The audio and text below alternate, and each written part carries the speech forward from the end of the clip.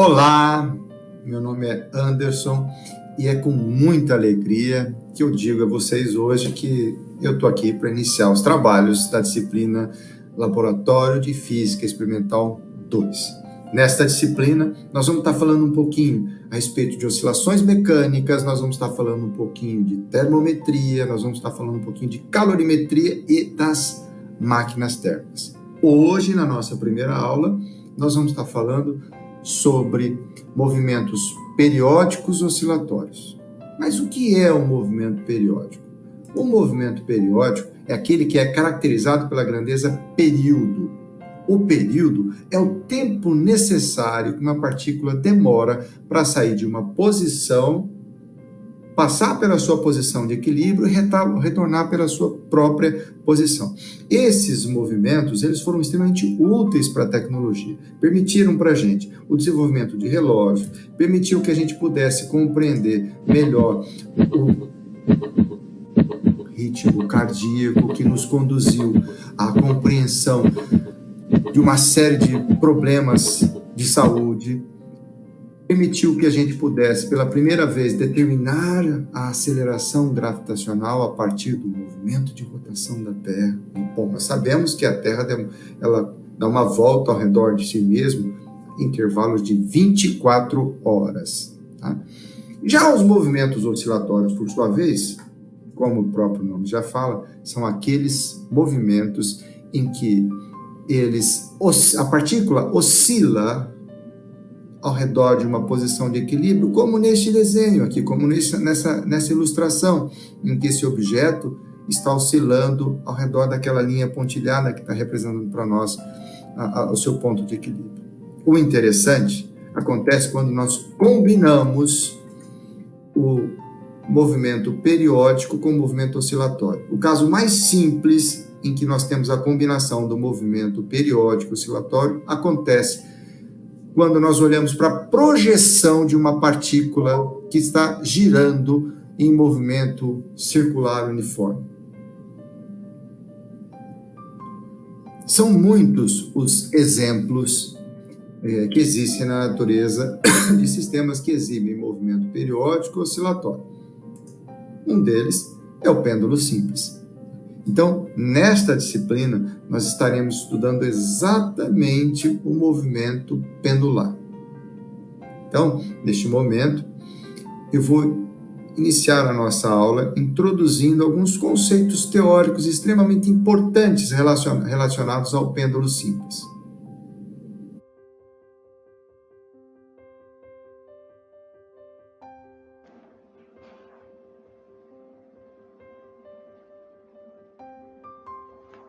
Eu gostaria de chamar a sua atenção neste momento em direção ao quadro negro, onde nós iremos abordar os fundamentos relacionados à física envolvida no pêndulo simples, para que nós possamos fazer a interpretação apropriada dos resultados experimentais que nós vamos tirar nesta aula de hoje. Muito bem, então o pêndulo nada mais é do que um objeto de massa m, preso por meio de um fio que não estica e que tem massa desprezível e possui comprimento L. Muito bem. Quando nós deslocamos esse objeto de massa m, que a gente vai chamar daqui para frente de massa pendular, quando nós deslocamos a massa pendular de tal maneira que o seu cabo descreve um determinado ângulo θ, quando nós liberarmos esse objeto, ele passa a oscilar, sempre passando em direção ao ponto de equilíbrio. Muito bem. Então, nessas configurações, vamos destacar alguns pontos importantes. Então, vamos desenhar aqui mais uma vez. Aqui nós temos o meu anteparo, onde eu vou fixar o cabo. Aqui nós temos o meu cabo de comprimento L. E aqui nós temos o meu objeto de massa M, ok? Pois bem, então aqui a linha tracejada indica para a gente a posição de equilíbrio, que é aquela em que a hora que o pêndulo parar de oscilar é onde ela vai se encontrar, tá? Muito bem.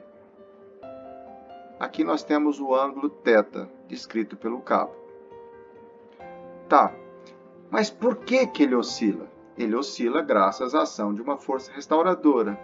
Quem é essa força restauradora? Para a gente identificar corretamente essa força restauradora, nós vamos fazer o diagrama do corpo livre deste sistema. Nós vamos decompor as forças. Então, age sobre o pêndulo a todo momento a ação de duas forças, que são a tração e o peso.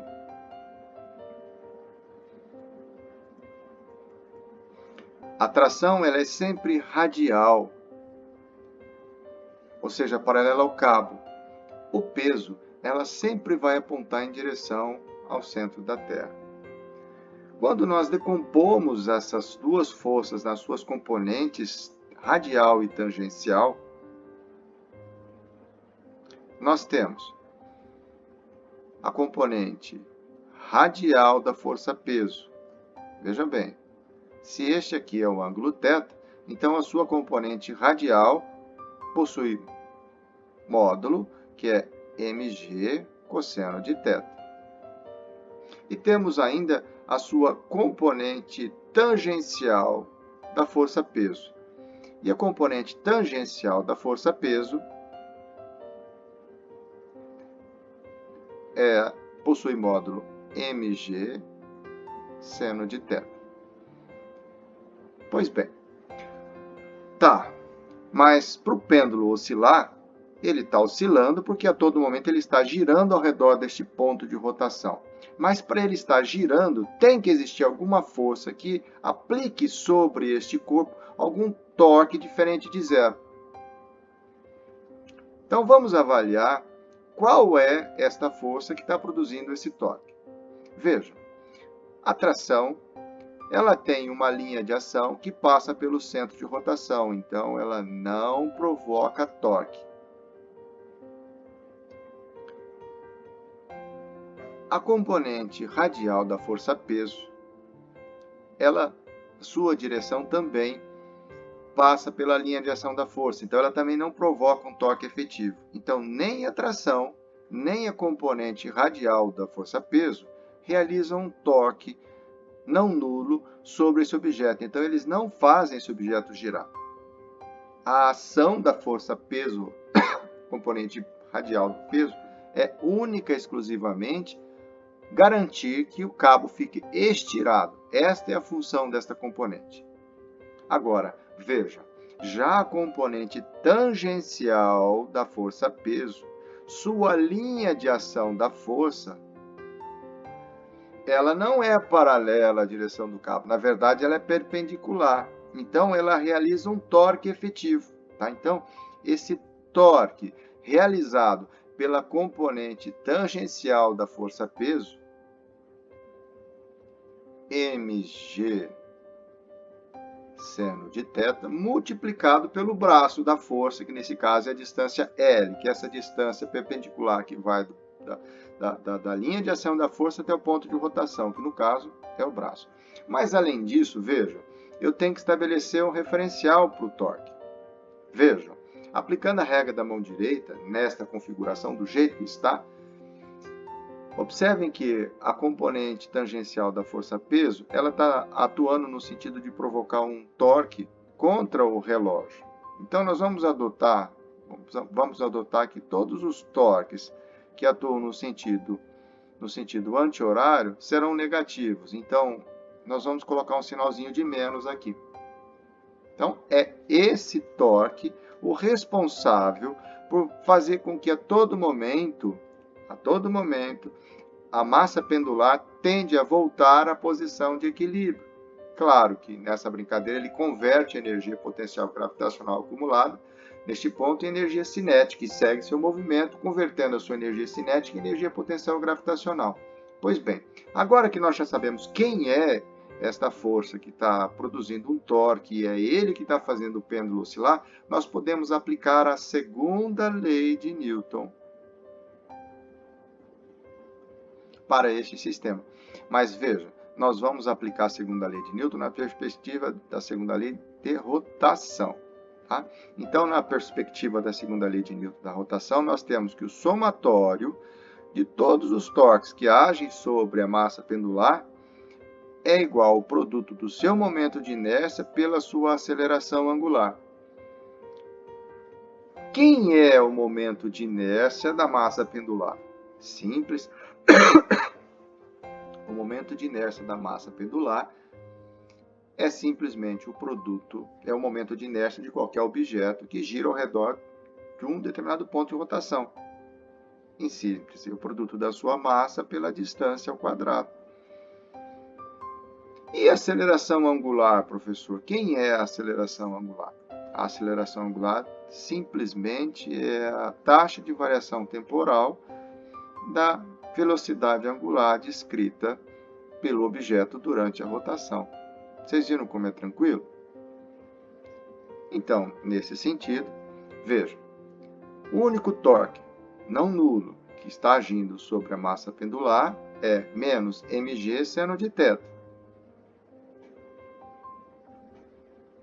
Menos mg seno de θ vezes L. Do lado direito da minha equação, eu tenho o momento de inércia, que é a massa vezes o comprimento ao quadrado, multiplicado pela aceleração angular, que é a taxa de variação temporal da velocidade angular. Só que, vejam, amigos, a velocidade angular, por sua vez, ela também pode ser escrita como sendo a derivada em relação ao tempo da posição angular. Então, essa equação ela pode ser reescrita na forma de menos mg seno de θ vezes L é igual a ml ao quadrado vezes a derivada em relação ao tempo da derivada em relação ao tempo da posição angular. Inclusive, vejam, senhoras e senhores, eu posso simplificar o comprimento do lado esquerdo dessa equação com um dos comprimentos do lado direito. E aqui eu tenho a derivada em relação ao tempo da derivada em relação ao tempo da posição angular. Fazendo essas operações, então eu fico com menos mg seno de θ igual a m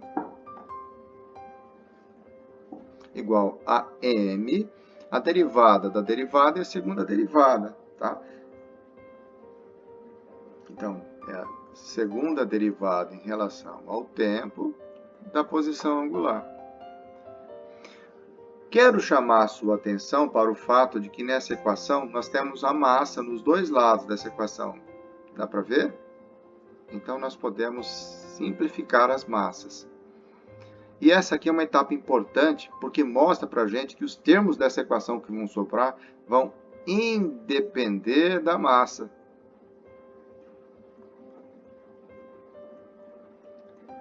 E esse pequeno argumento matemático é de extrema importância para nós. Vocês vão ver que nós vamos conseguir verificar experimentalmente a independência na massa no período de oscilação do pêndulo simples. Então, matematicamente, esse simples ato de você poder cortar a massa tem um grande significado. Agora, o que eu vou fazer? Eu vou reorganizar esta equação. Tá? Eu vou passar todos os termos para o lado esquerdo da equação. Faltou um Lzinho aqui, tá? Faltou um Lzinho aqui, porque nós temos um L ao quadrado.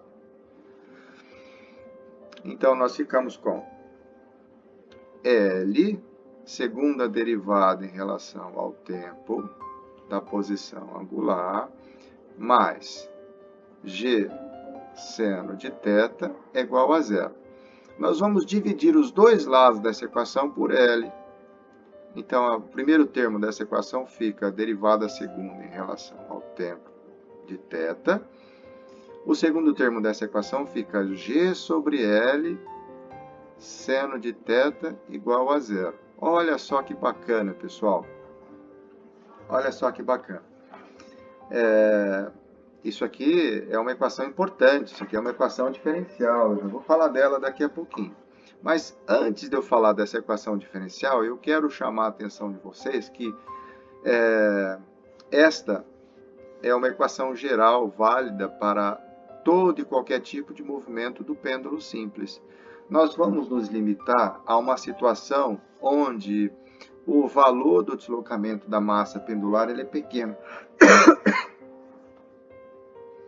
Então, nesse sentido, há necessidade da gente trabalhar esse seno de θ. Então, o que nós vamos fazer? Nós vamos desenvolver o seno de θ em uma série de Taylor.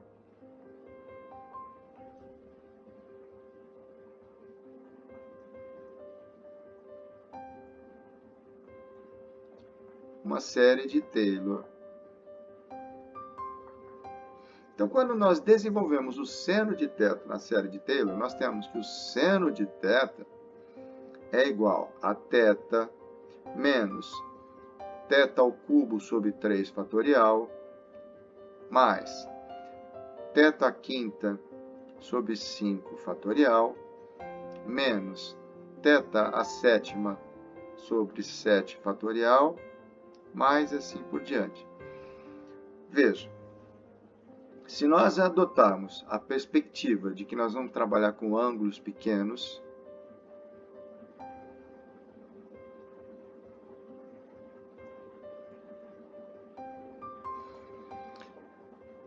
para ângulos pequenos, quando eu me refiro a ângulos pequenos, eu estou falando ângulos menores que 15 graus. Tá?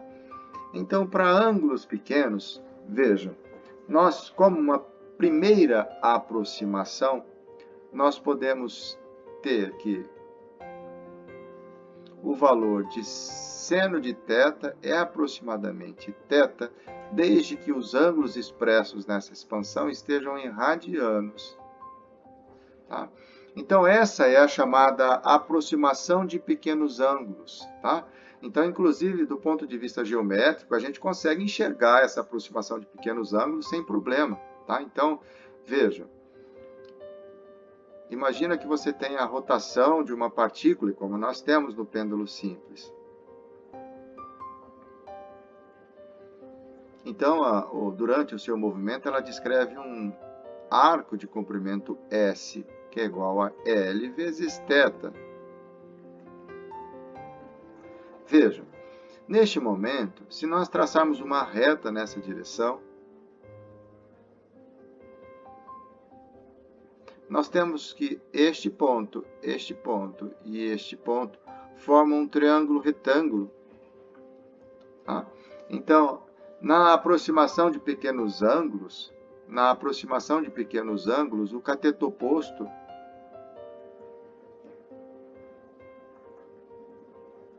desse triângulo é aproximadamente igual ao comprimento do arco descrito aqui. Tá? Então, mas isso só é verdade se, somente se, nós tivermos ângulos pequenos. Então, na aproximação de pequenos ângulos, tá?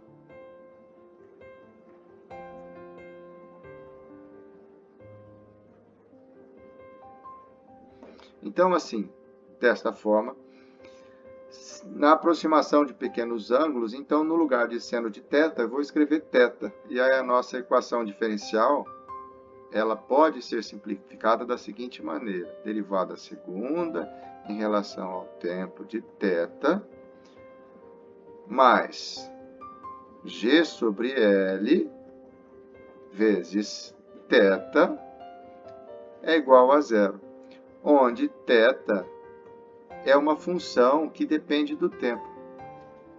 Senhoras e senhores, esta é uma equação diferencial. O que é uma equação diferencial mesmo? A equação diferencial é uma equação em que, no lugar das variáveis, nós temos funções. Tá? Esta é uma equação diferencial. E essa aqui é chamada de equação diferencial do pêndulo simples. É essa equação que rege o movimento pendular. Qualquer equação diferencial tem uma solução. A solução específica dessa equação diferencial do pêndulo simples é uma equação do tipo θ, que é uma função que depende do tempo, é igual a um θ máximo, que é uma amplitude máxima da oscilação angular, multiplicada pelo cosseno. O cosseno do argumento, que neste caso tem que ser um ângulo. Mas como que eu vou escrever esse ângulo em termos do tempo? Eu vou escrever esse ângulo na forma de uma velocidade angular multiplicado pelo tempo, mais um ângulo de fase φ. Tá? Então, esta é a solução da equação diferencial do pêndulo simples.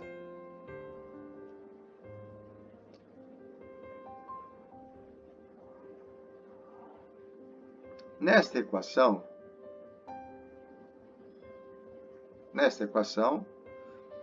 ômega é a velocidade angular da rotação do pêndulo simples a todo momento. E φ é a chamada constante de fase. Quando nós temos apenas um único pêndulo, essa constante de fase é igual a zero. Não faz sentido a gente analisar. Agora, se nós tivermos dois pêndulos oscilando simultaneamente, esses dois pêndulos podem estar em fase ou podem não estar em fase.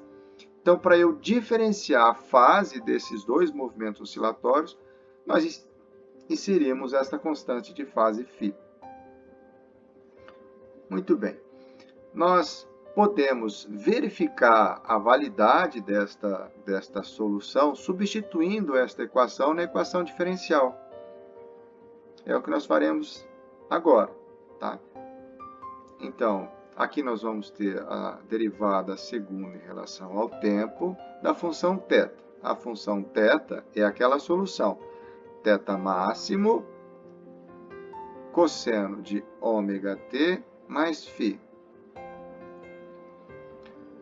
Mais g sobre L vezes a função θ, que é θ máximo cosseno de ômega-t mais φ. E o resultado disso daqui tem que ser igual a zero. Então, nós vamos fazer a derivada.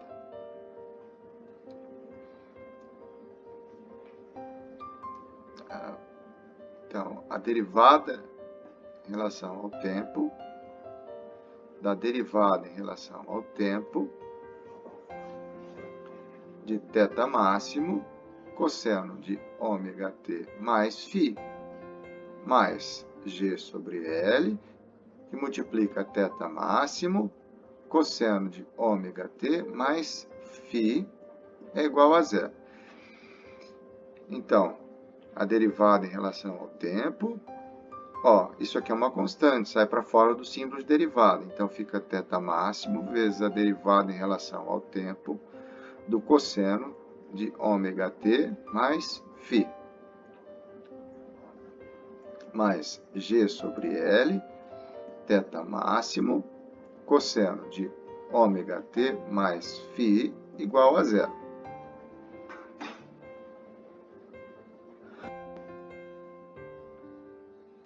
Então, vamos realizar as derivadas. Esse θ é constante, ele vai aqui para fora. Então, escrevemos ele aqui fora, θm. A derivada em relação ao tempo do que nós vamos derivar lá dentro, tá? Então, aqui eu tenho a derivada da função composta, cosseno de ômega-t mais φ. Pela regra da cadeia, essa derivada fica a derivada da função de fora multiplicado pela derivada da função de dentro. A derivada da função de fora é a derivada do cosseno. Então, a derivada do cosseno é menos seno de ômega-t mais φ multiplicado pela derivada da função do que está aqui dentro. Tá? Então, φ é uma constante, sua derivada é zero. A derivada de ômega-t é ômega, tá? Mais g sobre L, θ máximo, cosseno de ômega-t mais φ. Isso aqui é igual a zero.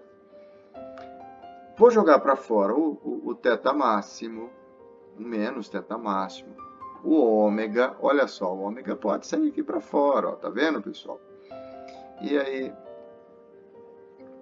temos então a derivada temporal da função seno de ômega-t mais φ, mais G sobre L, θ máximo, cosseno de ômega t mais φ igual a zero.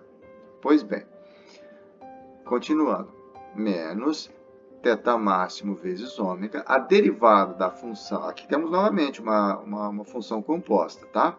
Então, a derivada da função seno é a função cosseno de ômega t mais φ, multiplicado pela derivada da função de tento, que é novamente o ômega, mais G sobre L, θ máximo, cosseno de ômega t mais φ igual a zero.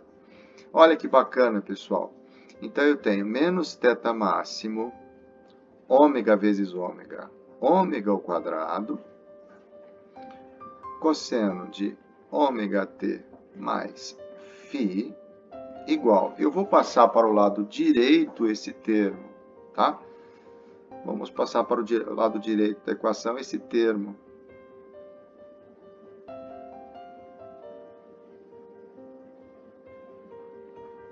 Então, fica menos G sobre L,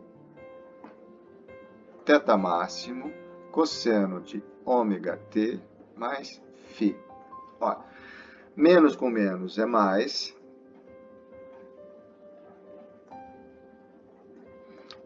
Dá para vocês perceberem que a amplitude ela pode ser simplificada. Tá? Aqui nós temos que essa igualdade que sobrou, aqui, ela só é satisfeita se e somente se nós tivermos que ômega ao quadrado for igual a G sobre L. Isso implica em dizer que a frequência angular de oscilação do pêndulo simples é exatamente igual à raiz quadrada de G sobre L. Mas nós temos que lembrar que ômega, por sua vez, é igual a 2 vezes π vezes f, que também é igual a 2 vezes π sobre t. Então, nós temos que